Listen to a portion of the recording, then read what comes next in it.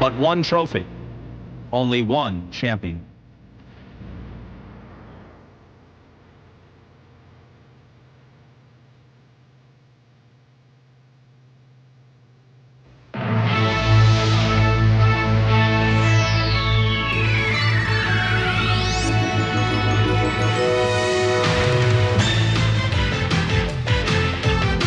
This is the NBA on NBC. The 1993 NBA Finals. Tonight, Game 1 between the Chicago Bulls and the Phoenix Suns. Here's the brand new America West Arena, host to the finals in its first year as the Suns' home court.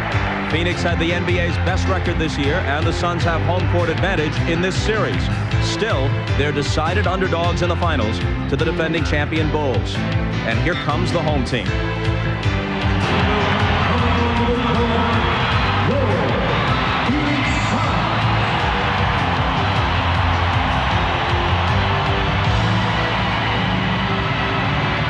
Hi, everybody. I'm Bob Costas, and welcome to the NBA Finals. In the case of the Chicago Bulls, it's welcome back for the third year in a row.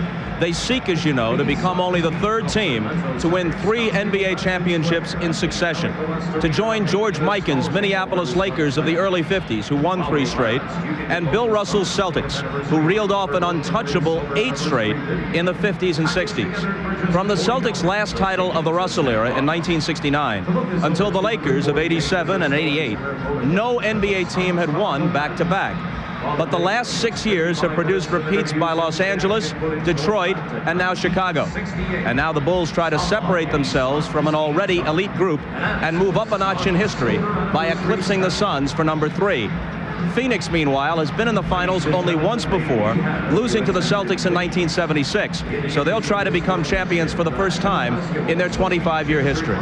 The focal points, of course, are Barkley and Jordan. Barkley is the NBA's most quotable player, and he's been as accessible to the press as ever leading up to tonight's Game 1. But the news is that Michael Jordan has broken his 2-week media silence by sitting down with Ahmad Rashad for a lengthy interview that you'll see at halftime. Here's a quick bite of it as he responds to the criticism of his trip to Atlantic City 2 weeks ago. Ahmad, I mean, I think one thing that a lot of people tend to forget, and even the media guys, they don't know what it takes to play the game of basketball. They don't know what it takes to prepare yourself to play the game of basketball. My teammates do. My loyalty is to my teammates. And I must prepare myself so that I can show that loyalty to the team. And I must do whatever I feel is my correct method of doing that. And it was a means of relaxing with my family and my friends, and it got me ready to play the game. I think the media took it out of context. A lot of people say, well, maybe you shouldn't have done it at that particular time, or, it was just a bad scenario. Well, no one knows what's good and what's a bad scenario unless you're the person that's actually going through that scenario. And I felt it was good that I get away. It just so happens that it was Atlantic City, and people took that further than what it should. Yeah, I had to accept that, and I did, but I didn't let it affect what my main objective was, and that was to go out there and show loyalty to this team, to my teammates, and get us to the next level. We'll give almost the entire halftime over to Ahmad's interview with Michael Jordan. Right now, we'll give the broadcast over to Marv, Mike, and Magic. Marvelous. All right, Bob, and first to a man who has made it to the NBA Finals 9 times. And Magic, I know you spent much time chatting with the likes of Michael Jordan and Charles Barkley in your days as members of the Dream Team in Barcelona. And I would think there have been several conversations, animated conversations, on the subject of winning a championship. Well, when we were in Barcelona riding home from practice one day, Charles Barkley stood up and said, hey, the Phoenix Suns will be in the World Championship. So he was feeling good about himself until Michael Jordan then stood up and said, look, Charles, it's only 4 guys on this team with World Championship rings, and you're not one of them, so sit down. What about the friendship between Jordan and Barkley? How will that be affected this series? Well, Charles Barkley has said all week long that Michael and him is going to go play golf, they're going to go out to dinner. But in 1988, when Isaiah Thomas and the Detroit Pistons met the Lakers, it put a strain on our relationship. My teammates were wondering if he went to the basket, would I hard foul him to see if I really wanted to win? And I can say right now that it did affect our relationship. All right, Mike, we have focused on the two superstars, Charles Barkley and Michael Jordan, but this is a series that certainly could be decided by other people. Mark, no question that Barkley and Jordan will draw the most attention. They'll also draw the most double teams. So other players must step up and produce, as happened in the last round for both teams. For Phoenix, it was Kevin Johnson who, against the Seattle Supersonic defense, continued to penetrate for scores, or at the appropriate time, got to the defense and then dished off to his teammate Charles Barkley. For Chicago, as Michael Jordan struggled against New York's defense, it was Scottie Pippen who hit 2 game-winning shots. Game 4, the off-balance one to win that one, and then in Game 6, a critical 3-pointer with a minute remaining in the game to seal victory for the Chicago Bulls. So again, it'll be those other players, the supporting cast, that will decide the championship round. And oh, Magic, I'm going to give 2 awards out before we even get started. The Purple Heart Award goes to Dan Marley, who has to guard Michael Jordan, and the Red Badge of Courage to Horace Grant, who matches head up against Charles Barkley. All right, we are set to get underway. For Charles Barkley, the goal is that first championship ring. For Michael Jordan, the quest begins for 3 in a row. The NBA on NBC is brought to you by Nissan. It's time to expect more from a car. By Prescription Strength Lotrimin AF, the cure that gets it all. And by Miller Lite, great taste, less filling. Can your beer do this? Ladies and gentlemen, welcome to the America West Arena at Game 1 of the 1993 NBA Finals between the Chicago Bulls and your Phoenix Suns. Now, ladies and gentlemen, introducing the starting lineup for the Chicago Bulls. At forward from Clemson, number 54, Horace Grant. At forward from Central Arkansas, number 33, Scottie Pippen. At center from San Francisco, number 24, Bill Cartwright. At guard from Iowa, number 10, B.J. Armstrong. And at guard from North Carolina, number 23, Michael Jordan. Chicago Bulls head coach, Phil Jackson.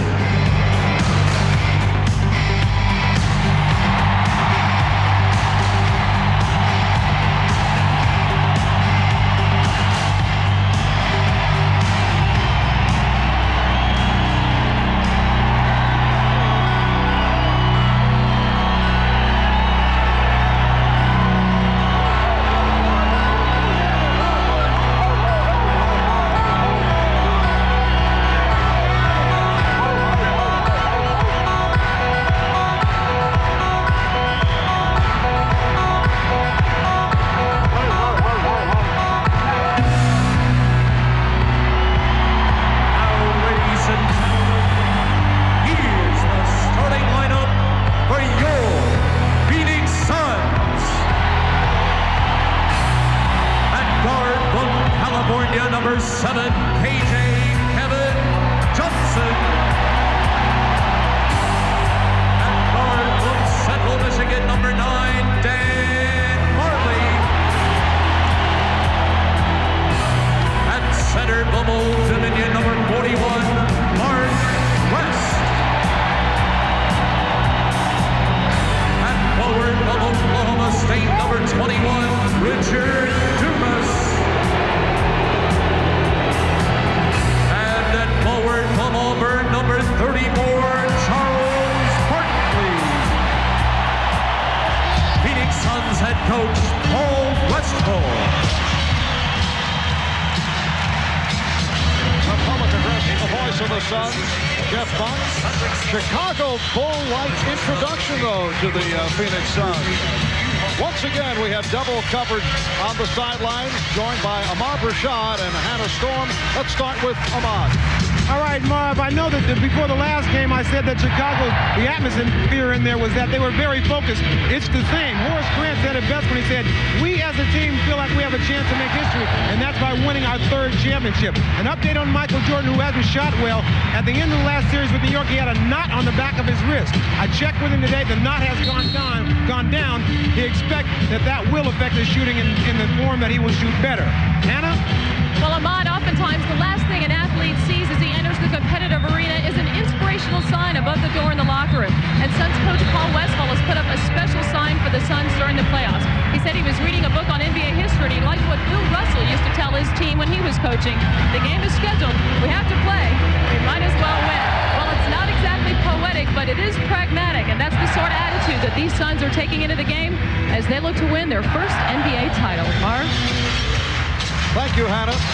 In this, the 25th season of the Phoenix Suns franchise, they are gunning for their first ever championship, while the Bulls are trying to become only the 3rd team in the history of the league to make it 3 straight wins.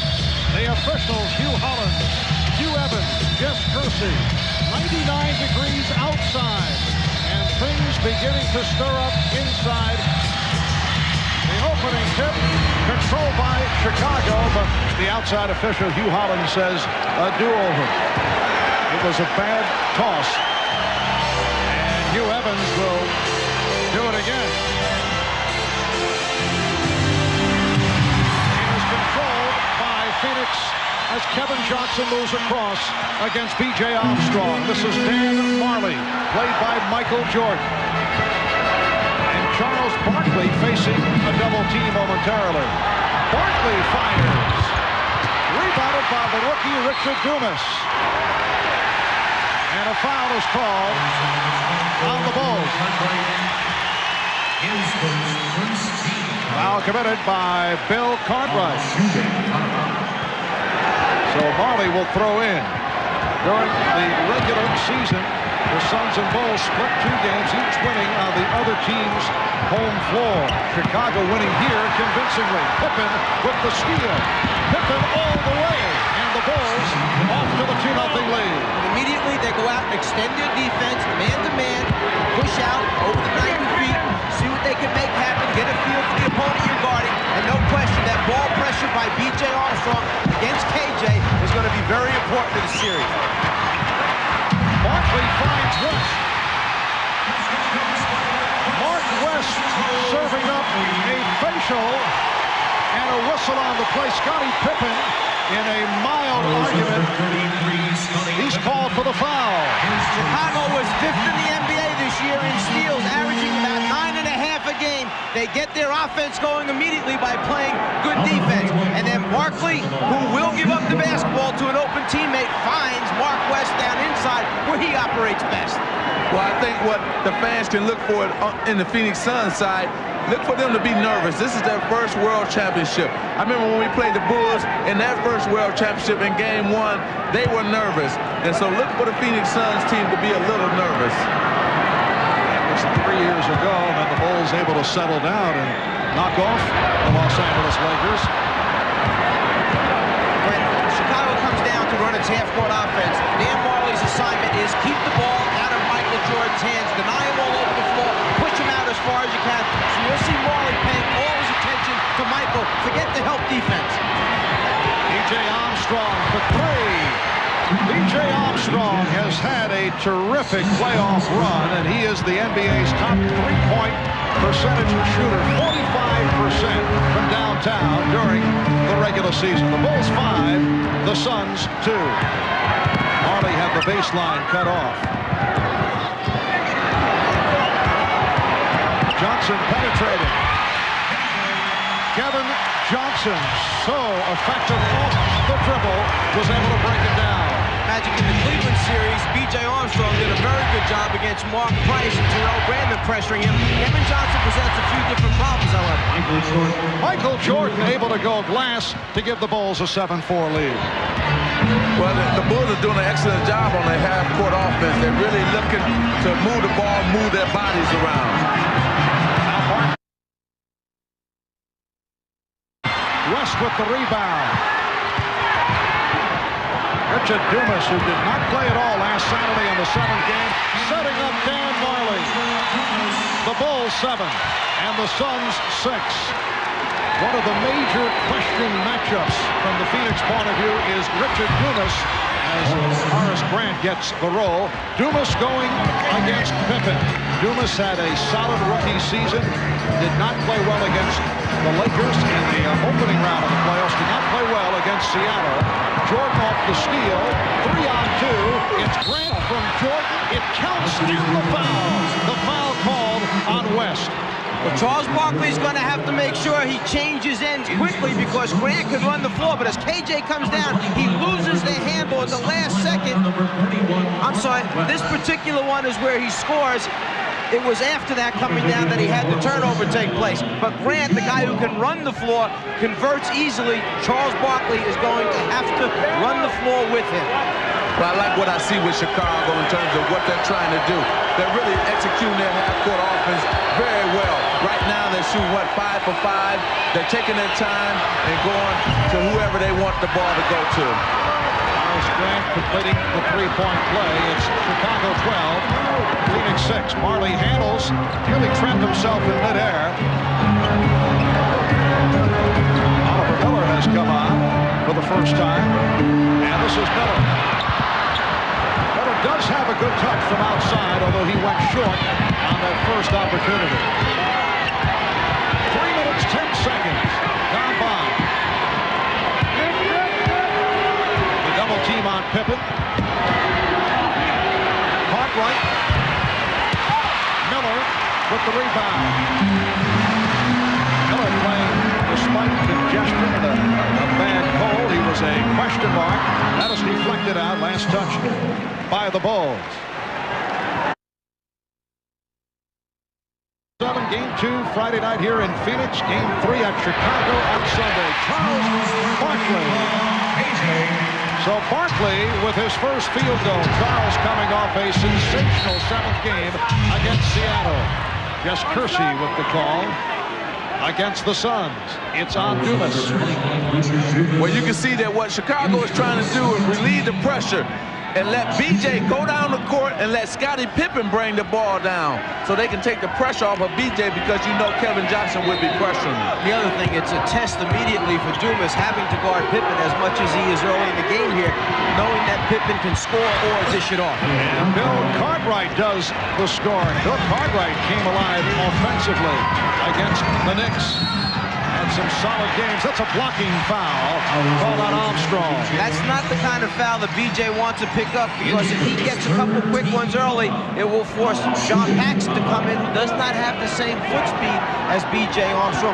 Both those guards, BJ and Paxson, not given enough credit for the excellent defense they play against point guards. Barkley. So Charles is 1 for 4. Bulls lead it 14-8. Chicago is hit 6 of 7 from the field. Here's Grant. Yes. Horace Grant with the post-up move extending to an 8-point lead. See, he said Horace Grant said in the paper today that he's going to go at Charles Barkley on offense. Johnson tried to lead Barkley, and they called it a jump ball, a disagreement between the two officials. And Hugh Holland says, jump it up. Well, if you're not sure, better jump it up. Okay, then make an incorrect call. The decision right there, off Barkley's hand last. Officials saw it different ways. One saw it off Grant, one saw it off Barkley. They were right. It was just that it was Charles left. So it will be Barkley and Grant. Suns control the tip. Miller set the pick and roll, but Johnson went the other way.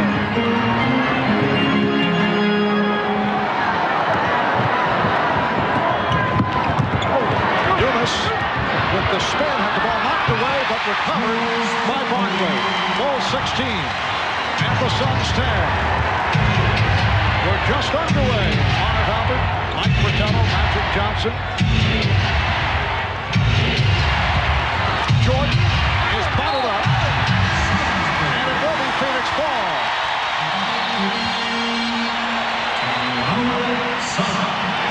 Michael trying to find an opening down the lane, gets tied up from behind by Marley.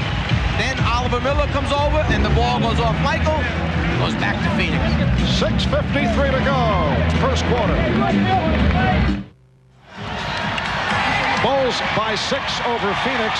Bulls and Suns met only twice during the course of the regular season, so both clubs in the early going not certain what to expect, and it has been a feeling out process. We talked about that with Chicago Bulls coach Phil Jackson. Well, we think that this is a ball club that if you don't know their personnel, you get lost, and they end up banging you for three-pointers or inside plays, or Barkley gets offensive rebounds. They run out in transition. A very unusual, unorthodox team. Pretty freelance style. New York is orthodox, execution. This team's going to be wide open. There's nothing you really can plan for except for the people. And you've got to know how to play each people in every play, personnel-wise. Interesting exchange. First the steal, then Pippen missed on the drive. And it will be Chicago ball with the new 24. Well, what Coach Phil Jackson was talking about, they have Charles Barkley as their best post-up man, being only 6'4". Then you have 2 or 3 guys who can shoot three-pointers, Danny Ainge and Marley. Then you got a team that want to run and gun and just get down the court. There's a trap in there on Dan Marley. But you must play the personnel, know the personnel, and play them for their strength, not play the team, but you have to play the personnel. It is kind of a hybrid, unusual setup, and it can lead to all kinds of different type matchups. Bill Cartwright with his second field goal. Let's face it, most teams play defense the best when they play against situations they know, predictable situations. Phoenix is unpredictable. Bulls with an 8-point lead halfway through this opening quarter. Cartwright setting the screen for Pippen. Rebounded by Barkley. Crowd a little impatient as the Suns are off to the slow start. Barkley goes all the way. Well, there's not a whole lot you can do there, Matt. He just ran over the top of Grant. He was in perfect position, but Charles just moved him out of the way. Well, it's tough when he gets a head of steam going because he's unstoppable at that situation when he got a head of steam going. After the good start, Bulls have missed 5 of the last 6 from the field. Michael Jordan, 1 of 2. Bulls by 6. Kevin Johnson ran into Bill Cartwright, who was switching off. Johnson off the recovery, trying to set it up. Johnson gets back to it. Shot clock down to 6. It's Cartwright guarding Johnson, and he fires for 3. Rebound Barkley. Rebound Miller comes to Barkley. Oh, he is way off. That's correct me if I'm wrong, but you're seeing all this nervous energy taking place out here by both teams. That's why you're having a game looks a little raggedy right now. But a game 1 in any 7-game series is always going to be like this. It's going to be a low-scoring game because both teams are nervous. Both teams are trying to feel each other out. Scottie Pippen going glass for his second field goal. And I would think a low-scoring game, if that is the way it does turn out, would certainly be in favor of the Chicago Bulls, who are defensive-oriented as opposed to the run-and-gun style of the Phoenix Suns. And Marv, you can see that already because they have extended their half-court defense way out. That being the Chicago Bulls. During the course of the regular season, Chicago held 43 opponents under 100 points, while Phoenix only did it 16 times. And now both clubs having their difficulties. We come up on 4 minutes remaining in this first quarter. Kevin Johnson with a brilliant move. He went the distance, beating 4 Bulls off the dribble. First rule of defense, you must stop the basketball. Guard's not supposed to go from one end line to the other and score a basket on you. Timeout taken by Chicago. The Bulls now lead by 6. Well, here's one of the best point guards in action, going coast to coast, taking it up with the left hand. Beautiful move. Yes, it has been a splendid MVP season for that man, Charles Barkley. There has been much pressure on Charles. Some rocky times during the course of the playoffs, but he has made it to the NBA Finals. Yesterday after practice, we asked Charles, did he feel more of a responsibility to take the Suns to the finals? It's been such a difficult year for me, stress-wise or pressure, whatever you want to call it, because the day they made the trade from Philadelphia, if we did not get to the finals, it would have been considered a total flop in most basketball circles, considering what they gave up to get me and what people expected from us, the city of Phoenix, the Suns as a team, and basketball in general. They expected us to get to the finals. And it's just, I was kind of just relieved more than anything else that I had handled the pressure so well. Well, the man can hold his head up because he has met the challenges. He has done exactly what he said he was going to do to this point, get Phoenix into the finals, have a chance to win a championship. And in fact, of the 17 shot attempts now by Phoenix, Charles Barkley has taken 8 of those. He's only 1 for 5 from the perimeter, 2 for 3 from down inside. And here's Jordan following that Richard Dumas field goal, his first. Cartwright with the steal and the bucket. And that is a most unusual sequence. Well, you don't expect Bill Cartwright to come up with a steal. And Mark West got to watch those outlet passes. Richard Dumas. Dumas with his second field goal, now getting into the flow. The Bulls 24, Suns 18. Pippen off the screen, yes. And the shooting is picked up at both ends. Pippen is now 4 of 6. He has 8 points. The Bulls lead by 8 with 2 minutes 35 seconds remaining in this first quarter. Marley played by Jordan. Phoenix now 9 of 18 from the field. Chicago 12 of 20. Shot clock at 5. Marley off the dribble. Jordan knocked it away, and a reach-in foul has been called on Michael Jordan. This isn't what you would normally anticipate, that once the rebound's secured, a big center is going to hang around. But Chicago tries to jam the rebounders to slow down the fast break, and by Bill having his hands out there, he knocks it free, gets an easy score, and Coach Paul leans back in the chair and says, I can't believe that just happened. Paul Westphal in his first season leading the Suns to their best record in franchise history, best record in the NBA. Won the Pacific 62-20. There's Tom Chambers, one of the heroes of the victory in game number 7. He got the starting nod instead of Richard Dumas and played very well. Bill Cartwright sits down. He's been a big factor here in the first quarter. Scott Williams has replaced Cartwright. And see, here's this unorthodox style of the Phoenix Suns that Phil Jackson was talking about. Who do you match up defensively against Tom Chambers? Chambers goes 6'10", 230 pounds. Armstrong. Pippen gets to it. Setting up Armstrong. Beautiful play by Scottie Pippen.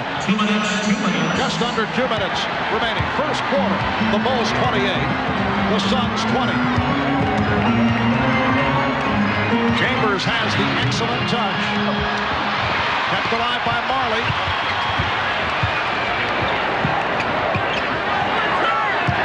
Dumas now played by Williams. Goes to the finger roll. Swept aside by Scott Williams. One thing that kind of jumps out at you here early as Michael hits Grant on that transition, filling the right lane, score for Horace Grant. One of the things that jumps out at you, Michael Jordan, Charles Barkley, neither player has gone to the free throw line yet to pick up any points at the foul line. Biggest lead of the game, Chicago by 10. Barkley isolated against Grant. Here's Charles Barkley. The tip missed, and then rebounded by Scott Williams. Barkley is now 3 for 9. Just under 1 minute remaining in this first quarter. Michael Jordan with only 2 points. Has not had the shot opportunities, but Michael has compiled 3 assists. Shot clock at 5. Now Grant over Chambers. And it looked like Chambers got a piece of it. Horace Grant off to a fast start. Began the series against the Knicks bothered by a sprained ankle, and when it healed, he came on. He was an important man as the Bulls knocked off the Knicks in 6. Chambers. Marley gets the new 24. Three-point attempt. The Bulls and the numbers momentarily, but the Suns able to hustle back. Phil Jackson says hold for a final shot. 15 seconds to go in the quarter. What you see Phoenix do is trap immediately. They want to hope that Chicago takes an early shot, and maybe they'll get one back at the other end. It's Jordan, final seconds, getting it off. Yes. 0.3 of a second remaining in the quarter. Chicago leads by 14. Strong start by the Bulls. The Suns looking shaky here in the early going. Michael Jordan, 2 out of 5, 4 points. And Charles Barkley, only 3 of 9 to start things off. So after 1 in Game 1 of the NBA Finals Series, Chicago 34 and Phoenix 20. We'll be back right after these messages.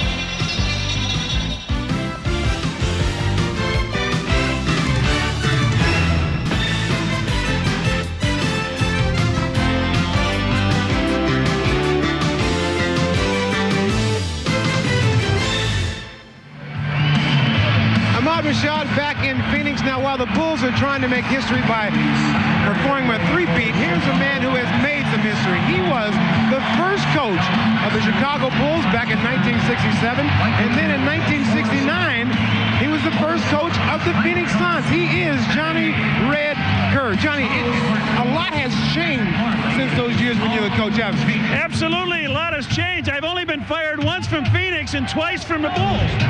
Yeah, but you know, you had to do everything when you're coaching those days. Absolutely, had to do a little bit everything to start up these two teams. I didn't have an assistant coach with either one of them. They both come a long, long way, and it's great to see the progress they made as expansion team. And you can probably feel proud because you started the whole thing. Well, I feel extremely proud, but you know, I got to go for the Bulls tonight. Thanks for joining me, Johnny. All right, Marv. Thanks about Johnny Kerr, television analyst now for the Chicago Bulls. Second quarter is underway. Michael Jordan able to penetrate, could not complete it. And Marley gets to it for the Suns. Chicago finished the first quarter hitting their last 4. The Suns missed the last 6. And they have now missed their last 7 shots. That's a traveling violation on Chambers. In the timeout between quarters, Coach Paul Westphal very animated with his team. Point of emphasis, get the Bulls off the block. They're in there, down too low, getting inside scores. Not only was he upset about that, but he was also upset that different guys are not taking their shot. They're taking somebody else's shot. They're not playing their game right now. Scott Williams diving for it, and he's tied up and is upset. He thought he was fouled. I think he thought he had called a timeout first. He was trying to call for a quick timeout before he got tied up. Here's the extra effort with Grant sneaking in from behind. Williams goes to the floor, thinks he's going to be tied up. He's trying to signal timeout, but gets smothered right there. The official calls jump ball. Substitutions by both teams. Otto Miller is back. Oliver Miller is back. Danny Ainge has come on, as has John Paxson and Trent Tucker. Frank Johnson also checking in for the first time.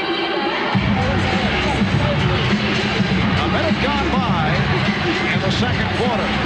Suns and Bulls now battling for position for the tip. It's controlled by Chicago. And Phil Jackson goes with his small group, the 3-guard offense. Michael Jordan pulls up, hits a jumper, and this will be a good unit to use throughout the series against Phoenix because Paul Westphal likes to go to unusual lineups, small lineups at times. 6 points for Jordan and the Bulls with a 16-point lead. Frank Johnson with a nice move.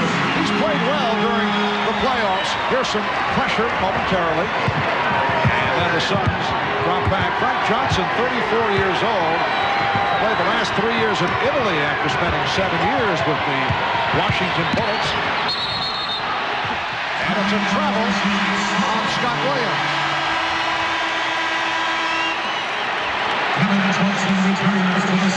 Michael Jordan gets Marley off balance. You can see him rock back on his heels, just gets enough space to elevate and get a good look at the rim. And look for Michael to be doing a lot of shooting in this quarter because with Scottie Pippen out, they're going to look for him to take over the offense. Kevin Johnson, who just returned, was fouled by John Paxson. John Paxson gave the Bulls a lift off the bench in the series against the Knicks. Had a couple of productive games, including the final game of Chicago last Friday.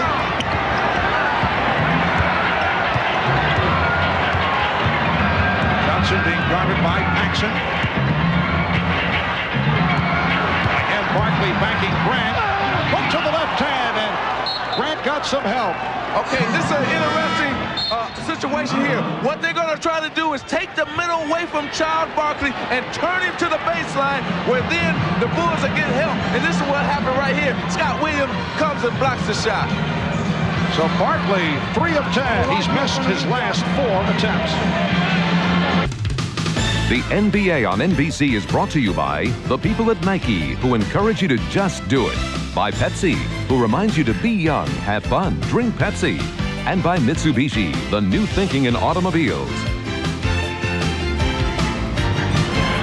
Welcome back to America West Arena. Hannah Storm, along with Suns forward Cedric Ceballos, who had foot surgery on Saturday, should be ready for next season. But Cedric, I think they could use you now. You were instrumental in that win March 30th against Chicago and held Scottie Pippen to just 8 of 19 shooting. What kind of job is your team doing on him now? Well, I think they just make Scottie play a little bit more defense. He's not working as hard, and Bulls are getting easy buckets. You take away the easy buckets, make them work a little harder on the defensive end, you know, the score will be a little bit different. You were so instrumental in getting your team to this point. How tough is it to sit here and watch, especially with them down early? It's tough. It's like getting all your good grades and be able to go to the prom and sit and watch everybody else dance. It's tough, but hopefully my career is young and I'll be able to get in one of these again. Thanks, Cedric. Good luck with your rehab. Marv? All right, Hannah, once again, Charles Barkley coming up short. Charles has had his ups and downs during the playoffs. Had a difficult time against the Lakers. Came back with some solid games as Phoenix was able to win that series 3 games to 2. Up and down against San Antonio. The same against Seattle. He finished strong against Seattle in game number 7 on Saturday. Career high 44 points. A playoff career high for Charles, along with 24 rebounds. But he struggled here at the start. Again, Barkley. He has missed his last 6 shots. He's 3 for 12. Well, at least he's trying to go down inside, trying to draw some fouls, get to the free throw line. But Grant is a very active player. He waits to the last moment. He will body up with Charles and then gets that arm extended and challenges. Well, he's got him falling away from the basket. He can't turn into the basket to shoot the basketball. Ollie called for that hacking foul. Doubled up on Jordan. Illegal defense called for the first time. For those who may have just joined us, as Bob Costas mentioned right at the start, Michael Jordan has broken the vow of silence. And at halftime, we will hear a conversation that he had with Ahmad Rashad. That's the first interview since he stopped talking. I know if I were breaking a vow of silence, the first person I would want to talk to, I speak for myself here, is Ahmad, without question. I want to ask Magic a question. Magic, the 7-game series against Seattle, could it have taken a little bit of wind out of the sails of the Suns where they're not coming out here strong here in the first half? Oh yeah, because you know what happened in that Seattle series? Seattle made them work really hard for every bucket. They pressured them, they trapped them a lot, so it could affect them in this game right now. 8:45 remaining in the first half. A backdoor pass handled by Scott Williams. And the Bulls executing beautifully. Now lead at 38-22. Well, they're doing an excellent job of just executing their half-court offense, getting the ball to the open man and scoring. Chicago now 18 for 29. That's 62% from the field. Ainge guarded by Tucker. Trent did not go for the head fake. Ainge to the fadeaway. Danny Ainge, the man who faced the Chicago Bulls in the finals last year as a member of the Portland Trail Blazers. Jordan from deep, yes. Michael Jordan has 8 points. The Bulls by 16. Kevin Johnson facing the double team. Dan Marley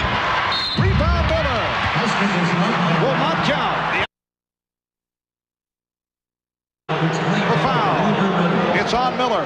Watch the attention that Michael Jordan will draw when he comes out. This defensive player and the one back here will wind up on Michael as he comes up. Here's the key guy under the basket who winds up all by himself for a backdoor layup. Jordan comes out on the pin down. Two players chase him outside. The pass over the top for the backdoor score. Nice and easy when Michael draws all that attention. On the Bulls defensive end, Michael Jordan has been doing an excellent job on Dan Marley, not letting him catch that basketball and pressuring him all the way out to the three-point line. Well, you can tell the message got across about challenging the three-point line. Every time Phoenix catches it out there, Chicago runs at him, makes him put it on the floor, chases him inside the line. Strong move by Williams. Crowd wanted a foul. They thought he made contact with Miller. Dumas gets down court. Well, he eluded Paxson, but he could not get on the drive. Paxson for three. Grant with the rebound, but a loose ball foul is called. It's against the Bulls. You know what the problem is for Phoenix right now? They're not getting any transition baskets. Everything has come on the half-court end, and they're not a great half-court team unless Charles Barkley is getting double-teamed, and the Bulls are not double-teaming Charles Barkley. And the reason is simple. Chicago is not only an excellent half-court defensive team, but they are one of the best in transition defense. Their athletes are able to get back, stop the basketball, and pick up the open people. Horace Grant committed that last foul sitting down. Stacey King has come on for the first time. That was rebound number 7 for Scott Williams. Just under 7 minutes remaining in this first half. Pippen, yes. And the Bulls open up an 18-point lead. You know, Chicago players have to be saying to themselves right now, this is too easy. They didn't get open shots against New York like this. And I think Paul Westphal has the same thought on his mind. Back in Phoenix, the Bulls trying to become only the 3rd team in NBA history to pull off a three-peat. It's been a very tough season for three-peat attempts. The Duke Blue Devils not able to do it. Pittsburgh Penguins of the National Hockey League also knocked off. Jim Courier looking for 3 in a row in the French Open. And Michael Jordan and his Bulls trying to win 3 in a row. No team has won 3 consecutive titles in 26 years. Only the Minneapolis Lakers and the Boston Celtics have won 3 straight championships. The 2 most recent teams to attempt pulling it off, the 1989 Los Angeles Lakers, the 1991 Detroit Pistons, both fell short, as Dumas and Miller just did. You know, coming into the series, everyone said you have 2 finesse teams in the finals. Well, something that shows up right away, there have only been 4 free throw attempts after a quarter and a half of this basketball game, which means either you don't have people hitting each other out there aren't a lot of drives to the basket, there's a lot of jump shots, or people are scoring too easy, no one's contesting them. What a sensational first half effort by Scott Williams. 4 points and 8 rebounds for Williams. Johnson with the force, but it's punched home by Dumas. That's his 3rd field goal. Bob, that was the first easy basket that Phoenix has gotten in this first half. The end result, Chicago with an 18-point lead. Make it 20. Scottie Pippen, who had the sensational series against the Knicks, with 12 points here tonight on 6 of 8 from the field. The Bulls 46 and the Suns 26. Barkley. And the first easy attempt for Barkley. Exactly. I'm going to tell you why that happened, because you have kind of a mixed group on the floor for Chicago, and defensively they weren't quite sure who was going to rotate where. Phoenix caught him that time with some nice interior passing. Dumas with the steal. Here's Ainge for Johnson. Oh. And put home by Dumas. And the crowd getting back into it. Phoenix now trailing by 16. When they get into it because they got some transition baskets. That was a transition basket, and they hadn't gotten one.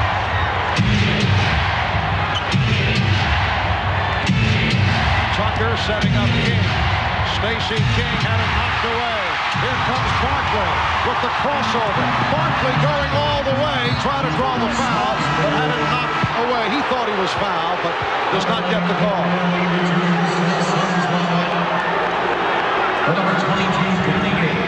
trying to get easy scores. Well, you can start it with good defense. As Magic said, they haven't had many easy ones. The miss, Pippen gets a little frustrated because he tries to get the block from behind. Nobody checks off Dumas, who follows up the shot for 2. Barkley trying to dribble through 3 defenders, feels he got fouled. Instead, a deflection was called. Phoenix will get the ball back. Dumas passed up on that first opportunity. Michael Jordan has returned. The Bulls with the ball and a 16-point lead. King lost it.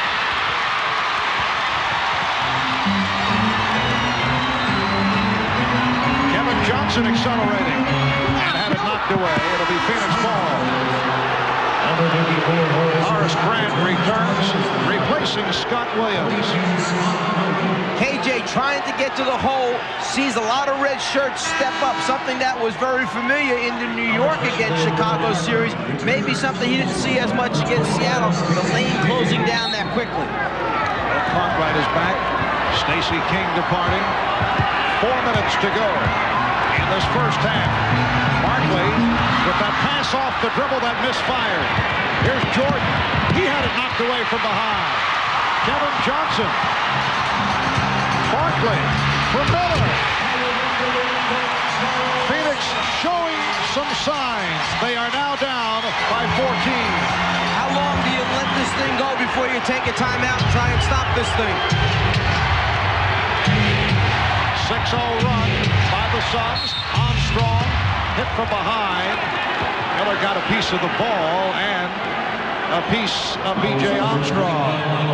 Once again, get the crowd into the game. It helps the team raise its level. Barkley that time draws the defense. Cartwright, and then the unselfish play to the rookie, Oliver Miller.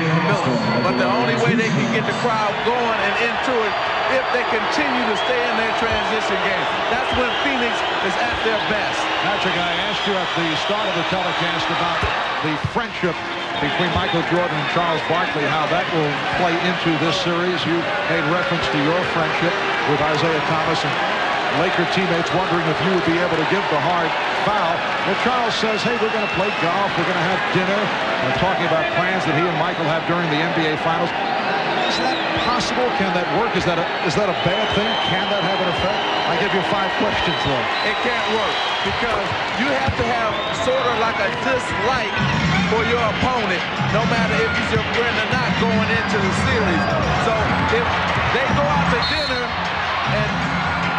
and continue to go play golf, it's going to work more in Michael Jordan's favor than in Charles Barkley and the Phoenix Suns. In effect, it softens up Barkley. Exactly, it softens him up, and he doesn't have a dislike for not only Michael Jordan, but for the Chicago Bulls.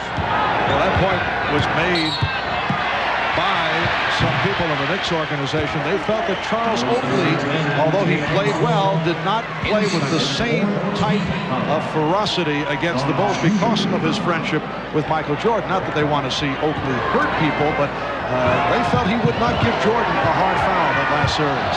Exactly, and you must do that, and especially you must do it for your teammates, not just for yourself, but for your teammates. Illegal defense has been called. Called on the Bulls. That is their first violation. 3:08 to go in this first half. The Bulls 48 and the Suns 32.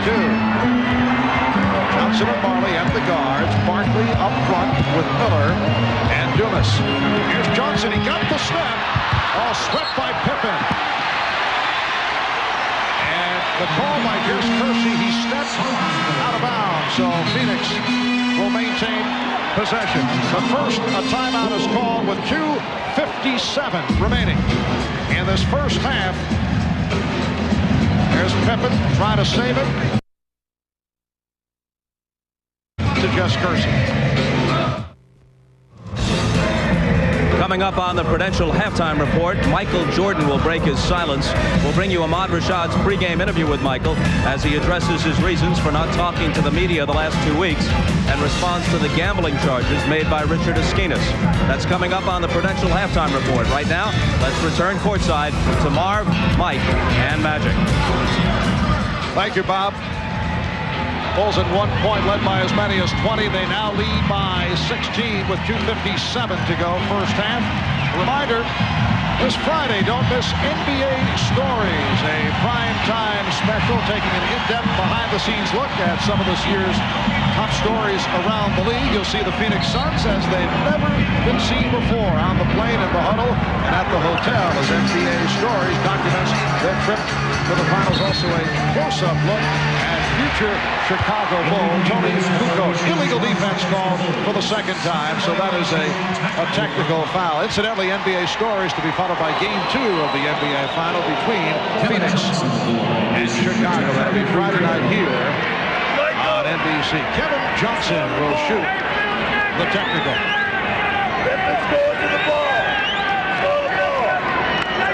Kevin Johnson making his first appearance at the foul line.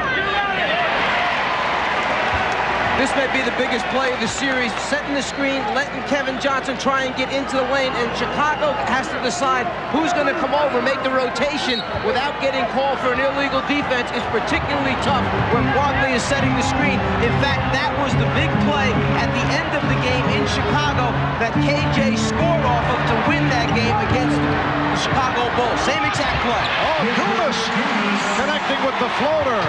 Richard Dumas, after the slow start, has come on. He's 5 for 10. He has 10 points. He's the high man for the Suns, who now trail by 13. Off the weave, Pippen. Being played now on a switch by Barkley. Shot clock at 5. Jordan changed his mind. Here's Grant. The tip missed by the combination of Pippen and Cartwright. Barkley with Pippen from behind, going for the steal, finding Miller. So the Suns have cut it down to 48-37. That's when Charles Barkley is at his best. When he can grab the defensive rebound and bring it coast to coast, good things usually happen for the Phoenix Suns. Phoenix with an 11-2 run to cut into that sizable Chicago lead.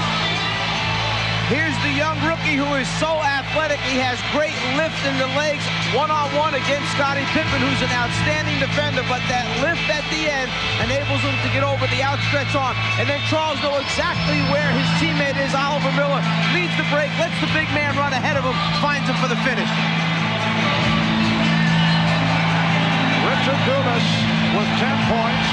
Charles Barkley has 8. They're the high man for the Suns.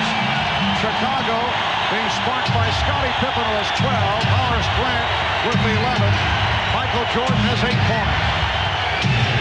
And this crowd very much back into it, but Scottie Pippen able to quiet them down. Pippen now with 14, 7 of 9 from the field. On that last play, Michael Jordan was wide open for a backdoor layup because Dumas was overplaying him so hard. They hit the flash post, man. He just didn't deliver the pass on time. Dumas. Pippen off the board. Bulls want to run. Pippen trying to feed out. 4 on 2. Dumas. Chicago 50 and Phoenix 39. There's a big 4-point swing. 2 you think you're going to get because you outnumber the defense 4 against 2. You don't get it, they go down and score against you. Pippen with the room. Miller on the rebound.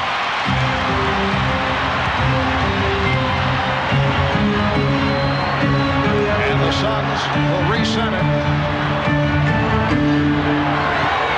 Shot clock down to 10. Johnson got the step. And it counts. It's a goaltend. Sometimes you'll try and get a block shot any way possible. You get it from behind, you get it from the front, and then you even try and stick your hand through the bottom of the net like Chicago did that time, but it doesn't count that way. But Chicago is not getting the same shots on offense that they were getting earlier in this game. Phoenix have moved within 9.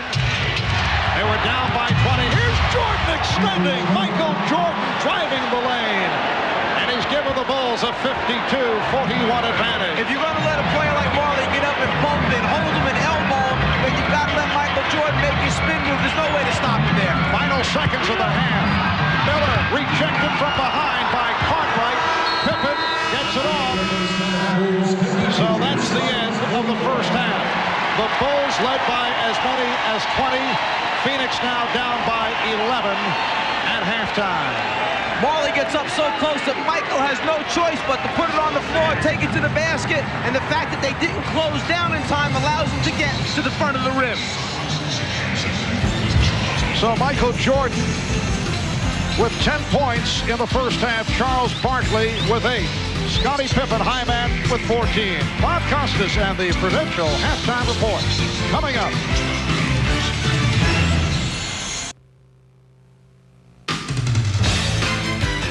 This is the Prudential Halftime Report, brought to you by the Prudential. Peace of mind. It comes with every piece of the rock. Halftime of Game 1 in Phoenix with the Bulls once up by as many as 20, now leading by 11 on the road, 52-41.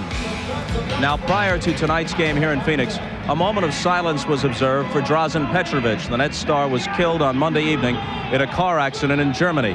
Petrovic was a native of Croatia. He first played in the NBA in the 1989-90 season with the Trailblazers.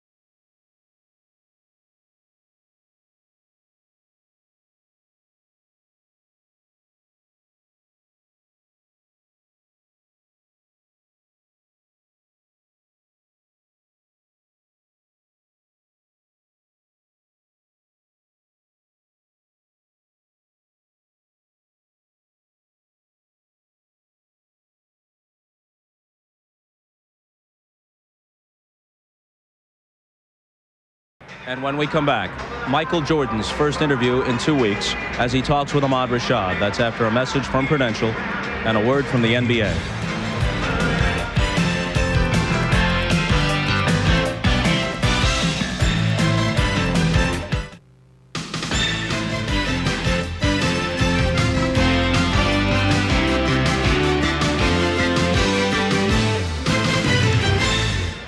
Welcome back to Phoenix with the Bulls up by 11 at halftime of Game 1. If you were with us at the top of the game, you know that Michael Jordan has broken his 2-week silence.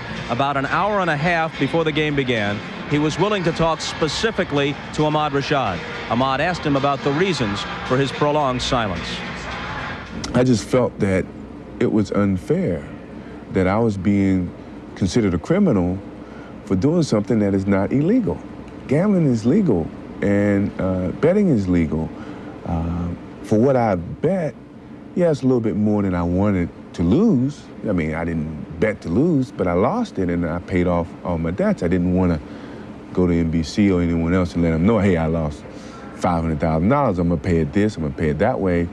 You know, I felt I was taking care of what my responsibilities were, and I lost. My family's not starving. My wife, if I had a problem, would have left me, or certainly would have came to me and said, hey, seek help. My family, my mother and father, who we're close-knit people, and they have monitored me from when I was a kid, when I was born, up until where I am now. And if I ever had a problem, they never had a problem telling me that I had a problem. So they never came to me and said, hey, Michael, you got a gambling problem. Or you know, my wife never said, and she's chief of finances in my household. She knows what comes in and what leaves. And she never said, Michael, hey, you got a problem. You know, I think that's something that the media has taken it far greater than what it is. Soon, whenever I walk away from this game, I think that's the only thing that people are going to say was a bad thing about Michael Jordan. No, I didn't commit a crime, but he gambled. And if that's the least that I could be considered or have on my repertoire or my resume that, hey, I'm a competitor and I gambled, let's say $500,000, and yet I'm still living. I'm not broke. Financially, I still think I'm set. I don't have to work. And I choose to do whatever I choose to do once I leave the game of basketball, then I'm happy. I think the thing that really staggered the public was the fact of the amounts. All of a sudden, it's reported that you lost over $1 million playing on golf bets. $1 million, I guess I would be sick if I lost $1.2 million, and he would be sick if he reduced $1.2 million to except $300,000. So yeah, he must be sick if that's the case. But I think that he exaggerated to a point, and I've come up with my own conclusion of why the exaggeration was to 1.2 or whatever, was that it sells books. It sells books. Plus, for a guy who makes over $1 million, to lose $300,000 is easily acceptable from the public. But to say he lost 1.2, then the public's gonna look at it and say, oh, God, that's a lot of money. That's a 1.2. Maybe he does have a problem. But I think that was one of the reasons that the numbers were thrown up there. But either way, I felt I was betrayed by this individual. He considered himself a friend. I don't consider him a friend because friends don't do that to other friends. And let's say if I did have a problem, if he was such a friend, he would come to me and say, hey, Michael, I think you got a problem. I'm doing this book, blah, blah, blah. Go seek help. No, here come my doctor. Go see this doctor. Go see my doctor. Maybe he can help you. And I never got that call. Do you feel like you have to really close yourself off from people or ask to see a resume before you go out and play golf with people? I don't want to. I don't think I should. I think you learn from the perception of people that you deal with, how to judge people. I think how to judge people. I'm never really going to know because I can't get inside of your head or the next person's head. But I have to be very perceptive of what this person his main objective is in terms of trying to be my friend or trying to get close to me because of other circumstances. I think I must put up a bigger or tougher screen for other people to get closer to me. For the public, do you have a gambling problem? No, I enjoy it. It's a hobby. If I had a problem, I'd be starving. I'd be hawking this watch. My championship rings, I would sell my house. I would do this. My wife had left me, or she'd be starving, or my kids would be starving. I do not have a problem. I enjoy gambling, but I think that people are trying to make it seem like I have a problem because they don't really know. And when you have an area that you don't really know about, you're going to have people, taking it further or speculating even further until I come out and basically give my own opinion about it. You mentioned your age, and you mentioned earlier in the interview that it's going to be over with soon. You seem more charged up for this particular series than you have the last 3 years. Well, I felt I had a lot of things on my mind, and this is one of the reasons that I wanted to talk to you and get some of the things off my chest so I can enjoy this history that we're about to make and winning a third championship. And I did say soon. No one knows when soon is. Soon could be next year. Soon could be 2 years, But could soon be after this year? Could be, but I will not quit this game because of what the media has done to me or what other people have done to me. I will quit this game because my skills are diminished. I can't find the challenges to keep pushing myself. My love is always going to be there.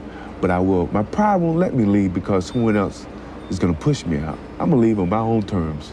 And I don't think too many athletes have that opportunity to do. And that's what I want to do whenever it comes my time. Want to bet? No. All right, Jordan with 10 points on 5 of 9 from the field in the first half. Scottie Pippen leads everybody with 14. He's hit 7 of 10. Barkley sputtering in the first 24 minutes, 4 of 13 from the field, 8 points for the Suns, who trail the Bulls by 11. We'll turn things over to Marv, Mike, and Magic for the call of the second half, right after these messages from your local station. This has been the Prudential Halftime Report, brought to you by the Prudential. Peace of mind. It comes with every piece of the rock.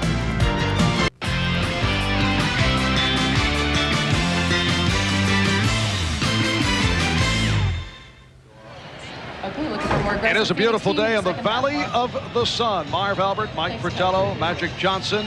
It is an 11-point Chicago lead at halftime, and Magic, you hit on it right at the start. You said that you thought the Suns looked a little tight in that first quarter. Well, and it showed, too. They only shot 39%, and most of the shots were jump shots, and that shows the signs of nervousness. Phoenix did certainly get the shots off. You look at the stat sheet, Mike, 48 field goal attempts. There were 19 for 48. 48 is particularly good against this Bulls team because in 11 playoff games, Bulls opponents have only had an average of 74 shots for an entire game. Here, Phoenix has 48 already in the first half. They're getting them, but they're getting them quickly because only 3 of those 48 have come under 5 seconds left on the 24-second clock, so they're hurried shots. And a look at today's Miller Genuine Draft halftime statistics. Chicago at 60% shooting, 24 out of 40, and Phoenix, as you see, 19 for 48. Pippen had the hot hand, 7 of 10. And off the board, Chicago led by Scott Williams, 22 rebounds. Phoenix with 20. Strong first half for the rookie, Richard Dumas. Now let's go to Hannah Storm, who is alongside Phoenix coach Paul Westphal. Coach, your team is down by 11 points, but you are at home. You're only shooting 40%. How do your guys get in position to win this game? Well, that certainly wasn't our best half of basketball of the year. We're letting them shoot 60%. Our defense isn't aggressive enough. Our offense isn't aggressive enough. And we feel we're pretty fortunate to only be down 11 the way we're playing. We just have to come out and force the action a little bit more than we have been and try to get back in this game. In other words, you guys are reacting to the Bulls instead of playing your game. Well, I just think we're conceding too many easy shots for them, and we're working too hard to get into our offense. Okay, look for a more aggressive Phoenix team in the second half, Marv. All right, Hannah, you look back to the 2 regular season games between these two teams. Phoenix scored 62 and 65 points in the first half of those games. Only 41 here at halftime. Chicago led by as many as 20. The Suns with a 15-6 run to end the half. 41 points, the lowest scoring first half of the playoffs for Phoenix. As you check out the leading scorers, Scottie Pippen at 14, Horace Grant 11, Michael Jordan with 10, Richard Dumas, the only Sun in double figures with 12, Charles Barkley in 24 minutes, 4 of 13, only 8 points. Jordan and Armstrong at the guards, Cartwright, Pippen, and Grant up front as we get started in the third quarter. Shot clock down at 3, and Pippen has to fling it. So the ball goes back to Phoenix.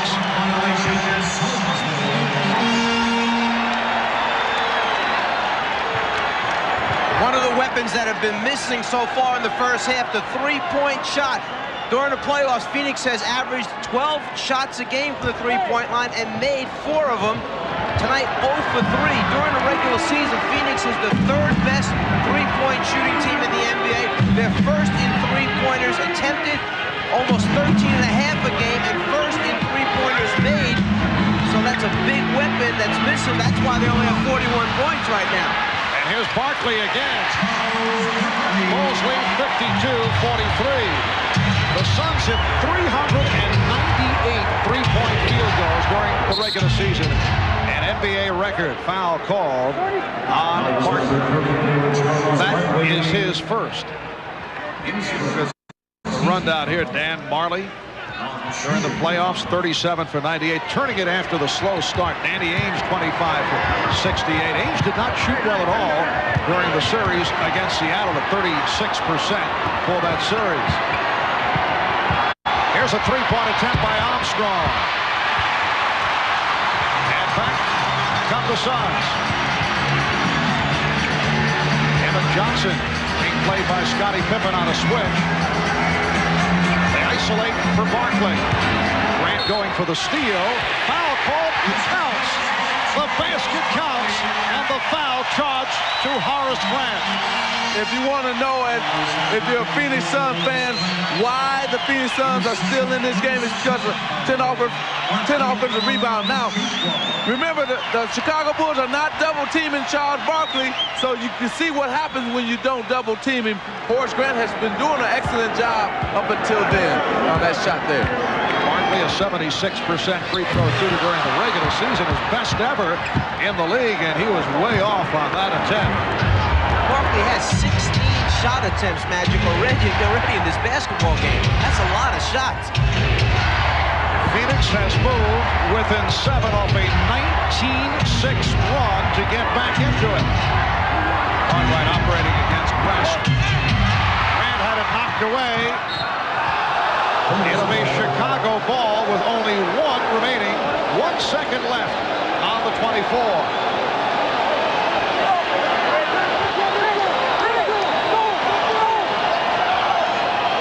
Pippen will inbound. Jordan. Grant with the rebound. Armstrong, yes. B.J. Armstrong with 9 points. Paul Westphal is going crazy. He tried to get the inbound. The man who was inbound to pass a double team, Michael Jordan, and the man did not do that. Then Michael Jordan comes down on this end and causes Dan Marley to travel. But Paul Westphal is just going crazy because Michael Jordan was able to get that ball and they scored because of that. Jordan got off a pretty good shot under the desperate conditions, and then it led to the offensive rebound and to the score by B.J. Armstrong. Bulls lead by 9. Armstrong for 3. So B.J. Armstrong with his second from downtown. The Bulls have a 12-point lead. The weapon that Phoenix used so often during the season and the playoffs, coming back at him now. The three-pointer by Chicago.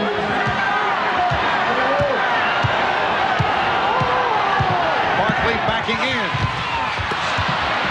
Rebounded by Dumas. Marley. Well, Dan Marley had been quiet. That is only his second field goal. The Bulls 57. The Suns 47. Pippen with a nice fake, and then met on the switch by West. Barkley behind the back. Barkley for Marley to the reverse. Beautiful setup. Charles Barkley for Dan Marley. The Bulls now lead by 8, and Phil Jackson called for time. Charles, one of the players that has the ability to rebound, dribble out, start a fast break, and then either finish himself or make the correct decision by finding the open teammate. Remember, Phoenix Suns are at their best when Charles Barkley rebounds the basketball and takes it coast to coast like he just did then.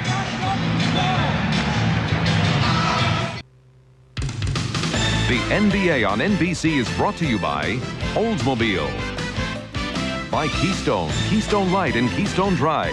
Bottled beer taste in a can. Wouldn't that be great? And by Goodyear, #1 in tires.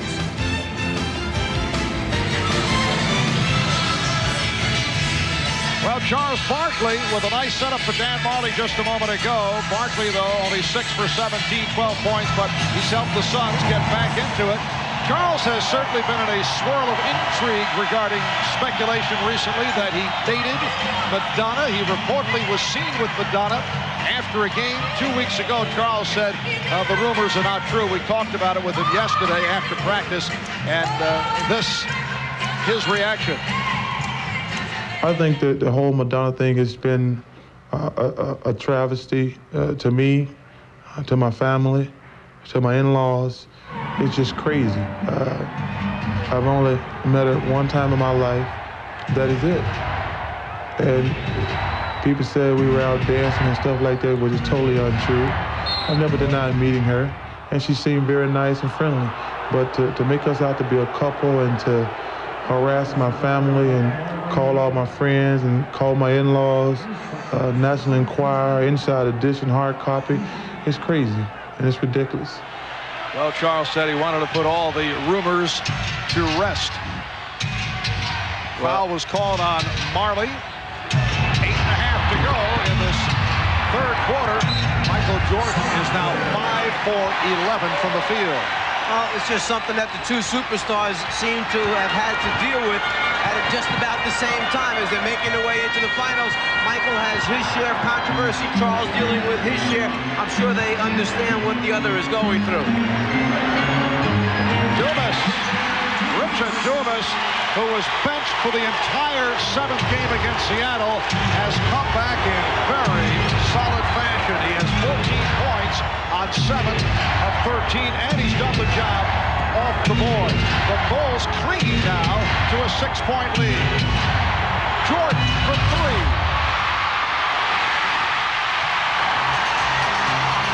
Here's Dumas. Dumas gets back to it. The Bulls 57. The Suns 53.